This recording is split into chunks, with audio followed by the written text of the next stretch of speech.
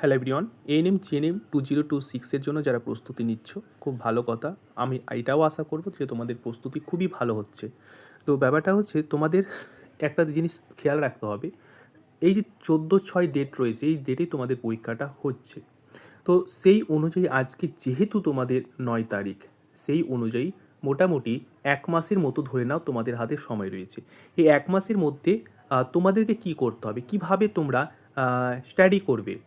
আমি তোমাদের বলে রাখি, এর জন্য তোমাদেরকে যেটা করতে হবে, সবচাইতে যে গুরুত্বপূর্ণ হচ্ছে তোমাদের যে সিলেবাস নাম্বার 1, এই সিলেবাসটা অবশ্যই তোমাদেরকে শেষ করে নিতে হবে। সিলেবাসটা অবশ্যই শেষ করে নিতে হবে এবং রিভিশন অবশ্যই তোমার কিন্তু দরকার রয়েছে। Revision most important. ঠিক আছে? রিভিশনটা তুমি সবসময় করতে থাকবে। তুমি যদি একটা নতুন কিছু পড়ো, তার রিভিশন কিন্তু অবশ্যই তোমাকে মাস্ট রাখতে হবে। তারপরে মক টেস্ট, অবশ্যই তোমাকে ঘড়ি দেখে দেখে মক টেস্ট কিন্তু দিতে হবে। কারণ তুমি যদি মক টেস্ট না দাও, তাহলে কিন্তু বুঝতে পারবে না যে তোমাদের টাইম যে ম্যানেজমেন্ট, সেটা সঠিক হচ্ছে কি না। ঠিক আছে? এভাবে তুমি যদি স্টাডি করো লাস্ট 1 মাস, তাহলে সফলতা তোমার কিন্তু হবেই। সফলতা তোমার আসবেই। ঠিক আছে?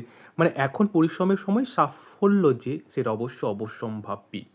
তাহলে আমি আশা করব তোমরা এইভাবে প্রস্তুতি নাও। হাতে 1 মাস সময় রয়েছে, দেখতে দেখতে সময় কিন্তু কেটে যাবে। ঠিক আছে? তো এর জন্য আমি তোমাদেরকে একটা কথা বারবার বলছি যে অবশ্যই তোমাদের কিন্তু রিভিশনটা কিন্তু মাস্ট রাখতে হবে। রিভিশনটা তোমরা করতেই থাকো।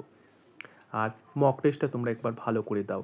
ব্যাস, রিভিশন এবং মক টেস্ট দুটো যদি তোমরা কন্টিনিউয়াসলি রাখতে পারো, তাহলে দেখবে অবশ্যই 2026 এ এএনএম জিএনএম এর মধ্যে যে কোনো একটা সিট অ্যালটমেন্ট ওটা গভর্নমেন্ট কলেজ তুমি পেয়ে যাবে।